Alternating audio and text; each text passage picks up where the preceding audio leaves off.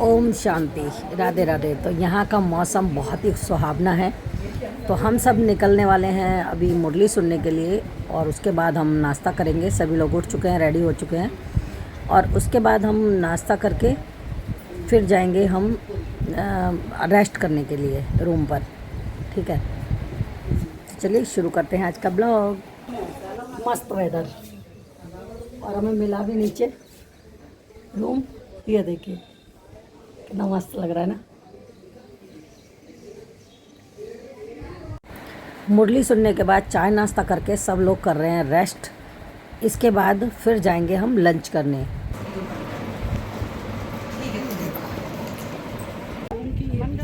तो बज चुके हैं 12 और चलते हैं लंच के लिए। और दीदी मिलवाएंगी अपनी फ्रेंड से भी, जो दीदी लेकर आई हैं हमें। तो चलिए चलते हैं लंच पर। लंच की वीडियो नहीं बनाऊंगी, अच्छा नहीं लगता। यहाँ पे खाने का इंतज़ाम है, चाय नाश्ते का। हिम्मत का पहला कदम आगे बढ़ाओ तो परमात्मा की संपूर्ण मदद मिलेगी।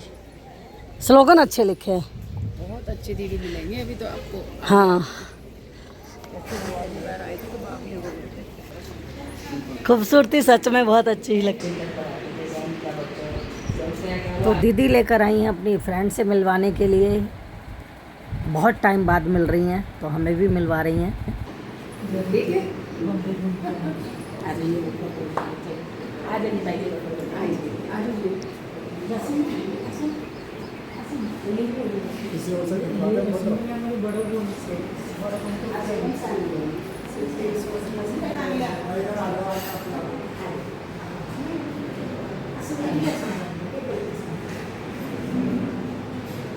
ओम शांति बोलना पड़ेगा एक साथ। Yes, thank you.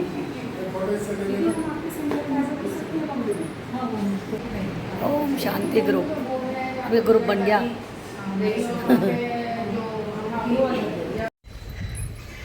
कितनी हरी भरी वादियाँ लग रही हैं, मतलब यकीन नहीं आ रहा कि हम कहाँ पर हैं। स्वर्ग में आ गए हैं, स्वर्ग में। बहुत ही खूबसूरत नज़ारा। मेरे पीछे देखो, दिख रहा है। अभी मैं आपको रूम्स बाहर से दिखाऊंगी, कैसे पहाड़ी पे बने हुए हैं ना, बहुत सुंदर तरीके से बने हुए हैं, वो भी दिखाऊंगी। बाहर का तो देखते ही बनता है कि क्या सुंदर नज़ारा है। तो चलिए रूम पर चलते हैं और दिखाते हैं आपको। 38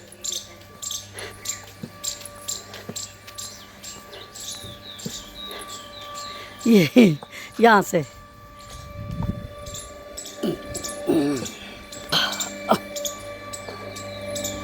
ये है 38। कमल का फूल लगा हुआ है। ये पहचान है फ्लैट हमारे रूम की। तो बज चुके हैं शाम के 4:30, और यहाँ हो गया है चाय का टाइम। तो चाय के टाइम पर भी आना पड़ता है। दिन भर वही खाते रहो, पीते रहो, मौज मस्ती करते रहो, भगवान का नाम लेते रहो, बस यहाँ पर यही सब है। तो यहाँ पे है चाय, मुरमुरे खाने के लिए। मुरमुरे वाली नमकीन है, देख सकते हैं आप। मैं खा रही हूँ, देखिए।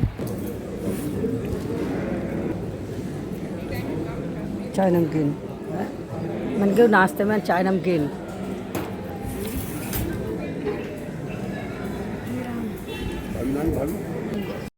इसके बाद फिर से हम क्लास में जाएंगे लिफ्ट के चक्कर में।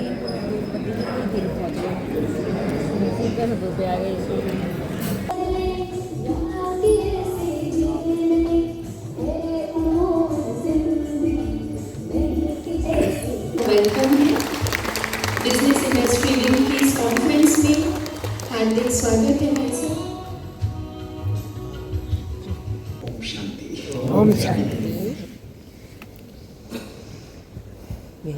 दीदी ने इतनी सारी बातें बताई, और जब वो बता रही थी तो एक बात मेरे मन में ध्यान आ रही थी, और मैं आपको जरूर बताऊंगा कि किसी ने बहुत सुंदर कहा है कि कपड़ों से इत्र की खुशबू आना आम बात है। कपड़ों से इत्र की खुशबू आना आम बात है। मजा तब है जब हमारी शख्सियत, हमारे किरदार से भी खुशबू आनी चाहिए। यस। ब्रह्मा कुमारी की ये यात्रा, आप ही सोच रहे होंगे ना 2 घंटे के लिए मैं आया हूँ, तो 2 घंटे ये मेरे लिए ब्लेसिंग की तरह होते हैं। जब भी मैं निकलता हूँ घर से तो माउंट आबू आना यानी अपने ओरिजिनल घर में आना और यहाँ केवल कदम ही रखना, वो मेरे मन, मेरी आत्मा सबको कंप्लीटली रिफ्रेश कर देता है। तो इसलिए मुझे लगता है कि ये मेरे लिए प्रिविलेज है कि मैं यहाँ पर आया हूँ। आज मैं आपको अपने 41 साल की ब्रह्मा कुमारी की यात्रा को आपके सामने रखूंगा। लेकिन मेडिटेशन हम क्यों करें? ये प्रश्न मुझे भी बहुत तंग करता था। एक अच्छा डॉक्टर, एक अच्छा कार्डियोलॉजिस्ट, जीवन में सब कुछ, बचपन से ही परमात्मा की खोज थी, आर्य समाजी परिवार, पापा गीता पाठी थे, मम्मी शिव भक्त। तो सोचिए कि कितना पावरफुल परिवार था। जगह जगह जाना परमात्मा के लिए, उनके दर्शन के लिए जगह जगह जाना, ये मेरे मन में भी था। और जब प्राप्ति हुई तो हमारा जीवन संपूर्ण रूप से बदल गया। एक बारी की बात है कि एक राजा के मन में 3 प्रश्न थे और वो मुझे इसका सही उत्तर देगा, मैं उसको पुरस्कृत करूंगा, उसको सम्मान दूंगा। बड़े बड़े लोग आए लेकिन कोई भी राजा को संतुष्ट नहीं कर पाए। राजा का जो मंत्री था वो बहुत चतुर था। घर गया, उसका छोटा सा पुत्र था, वो उससे भी ज्यादा चतुर था। उसने कहा कि पिताजी आप परेशान दिख रहे हैं। उन्होंने कहा बेटा राजा ने ऐसी बात कह दी। उसने कहा पिताजी ये तो कोई प्रश्न ही नहीं है। वो छोटा सा खुद का सा बच्चा बोला कि मैं क्यों उत्तर दे दूंगा। तो मंत्री बोला यार तुम रहने दो, तुम मेरी कहीं इज्जत ही ना करा। तो उसने कहा नहीं पिताजी आप मुझे कल लेकर चलिए, राजा के प्रश्नों का मैं उत्तर दूंगा।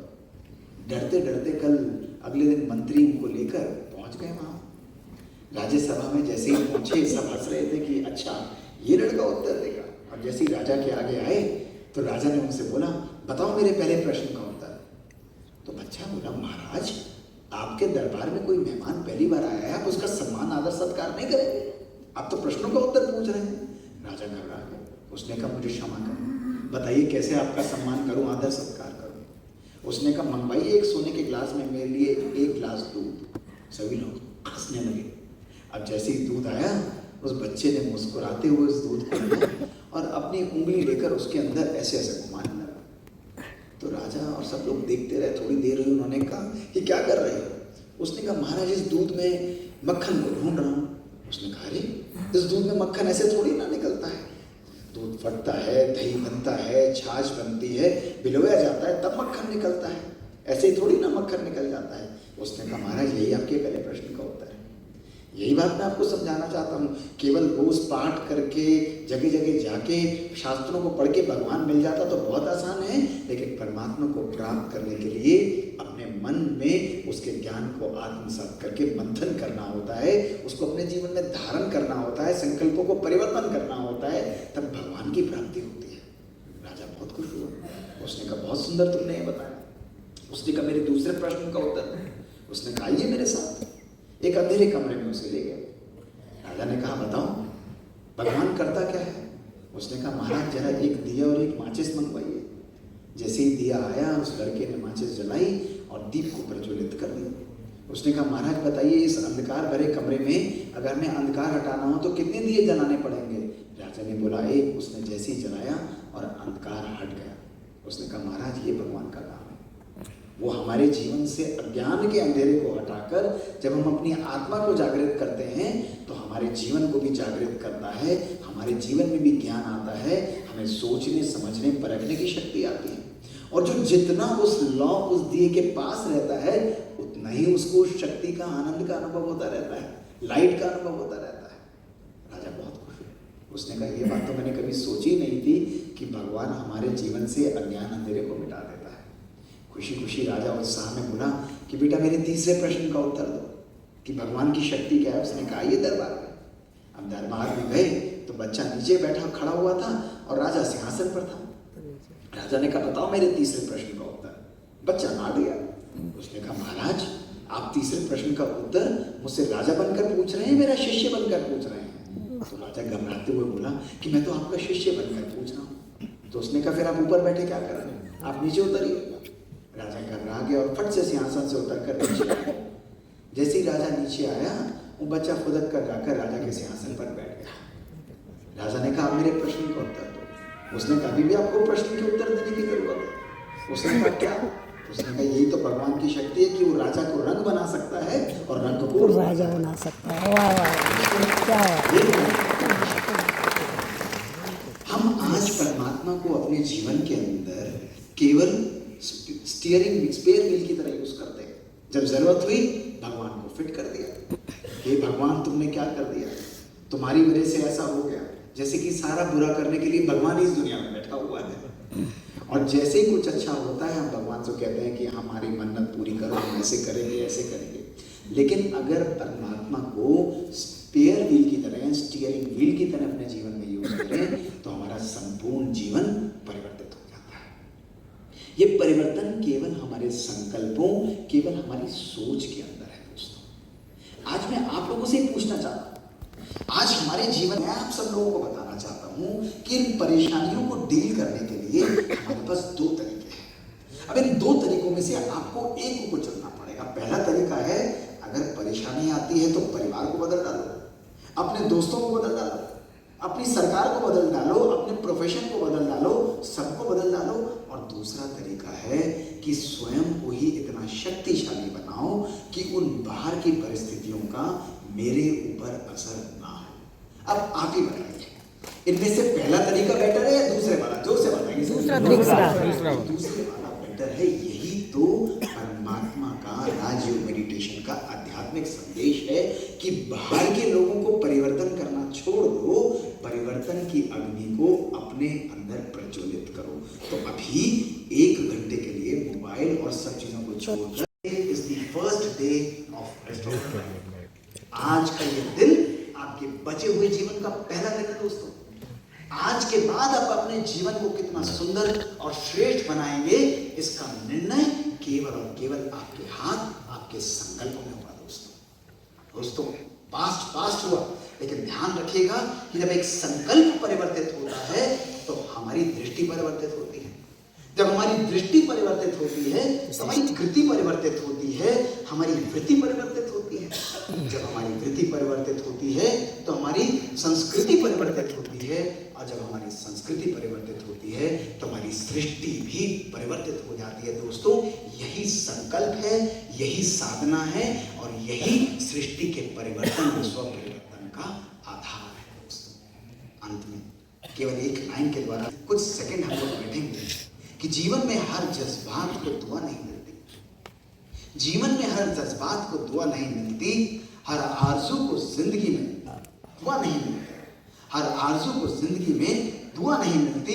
दोस्तों, मुस्कुराहट बनाए रखो तो दुनिया साथ है, मुस्कुराहट बनाए रखो तो दुनिया साथ है, आंसू को तो आंखों में भी पता नहीं मिलती।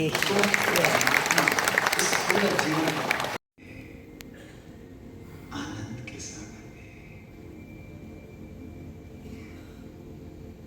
आज का ये दिन मेरे जीवन का अद्भुत और श्रेष्ठ दिन है। शांति और प्यार मेरा अस्तित्व है, अस्तित्व है, अस्तित्व है। ओम शांति।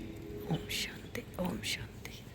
चाहते हैं तो यही परमात्मा का संदेश है कि हमें पहले स्वयं ठीक होना है, पहले स्वयं ठीक होना है।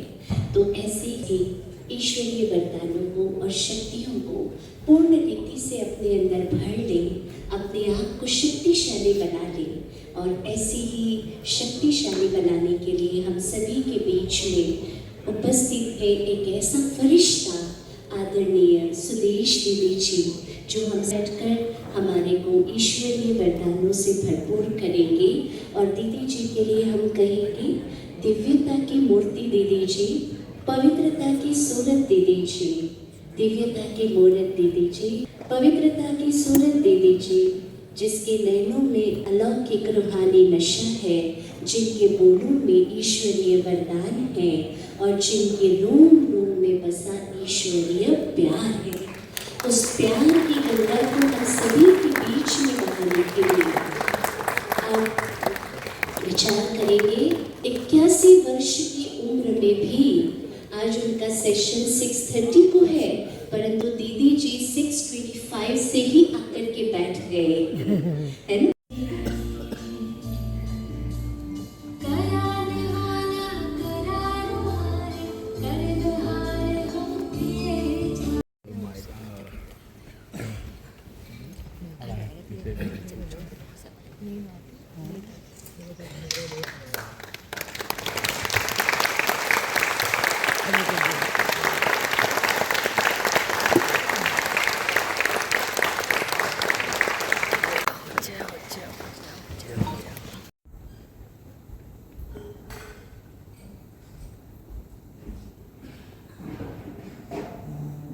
दादी कॉटेज में दीदियाँ मिल रही है, वहाँ आप जा सकते हैं मिलने। ओके? ये देखो भंडारा, भंडारा लिखा हुआ है ना डाइनिंग हॉल पे। पर भंडारा इसलिए लिखा हुआ है क्योंकि यहाँ पे बनता भी है। बनाने वाली जगह पे लिखा है भंडारा, खाने वाली जगह पे लिखा है डाइनिंग हॉल। ठीक है, लीड कर रही है हमारी दीदी यहाँ की,